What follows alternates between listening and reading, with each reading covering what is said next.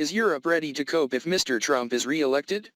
Many European politicians worry that the transatlantic relationship between the continent and the US will decline in case Mr. Trump is re-elected as US President.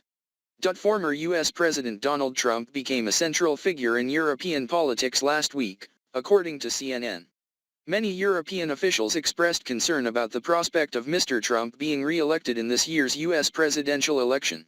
Last week, at an event of the European Parliament, Director of the Internal Market of the European Union, EU, Mr. Thierry Breton reminded about Mr. Trump's statement in 2020. At that time, Mr. Trump told the European Commission President Ursula von der Leyen said that, if Europe is attacked, we will never come to your help and support.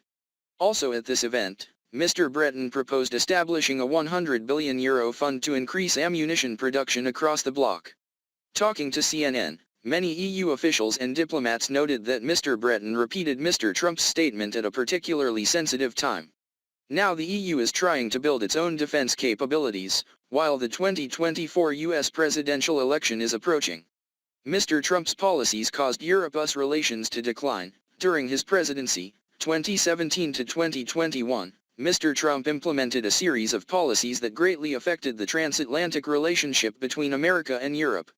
When Mr. Trump took power, we realized that America does not always act in the interests of Europe, especially if it goes against America's interests. That is the opinion that many people have made, a European diplomatic official told CNN. According to Euractiv Radio, in 2018, Mr. Trump initiated a trade conflict with the EU over the export of steel and aluminum. At that time, Mr. Trump declared that the steel and aluminum manufacturing industries were important to U.S. national security. As a result, he imposed tariffs of up to 25% on imports from Europe. In 2019, also under President Trump, the U.S. significantly cut its contribution to the general budget of the North Atlantic Treaty Organization, NATO. At that time, responding to CNN, U.S. defense officials said the Trump administration had sought to reduce the U.S. contribution to about 16%. This figure is almost on par with Germany, which contributes 14.8% of NATO's budget, even though the U.S. has a larger economy.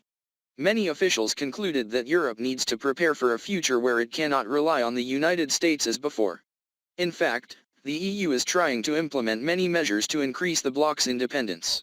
Regarding trade, Europe has taken measures to reduce dependence on single countries and diversify supply chains. This helps Europe not be passive if a trading partner suddenly changes its policy, like when the US under Mr. Trump imposed a 25% tax on steel imported from China and the EU.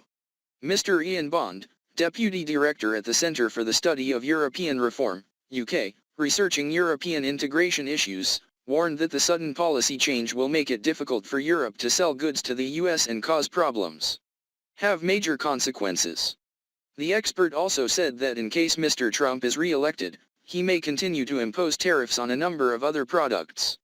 On defense and security, the EU has agreed to significantly increase defense spending across the bloc and for the entire continent. The bloc takes the war in Ukraine very seriously and has sent billions of euros in aid and weapons to Kiev. The EU is also making efforts to bring Ukraine into the bloc as soon as possible. However, according to CNN, changing the EU's defense and trade policies takes a long time. Therefore, the relationship between the EU and the US will not change overnight.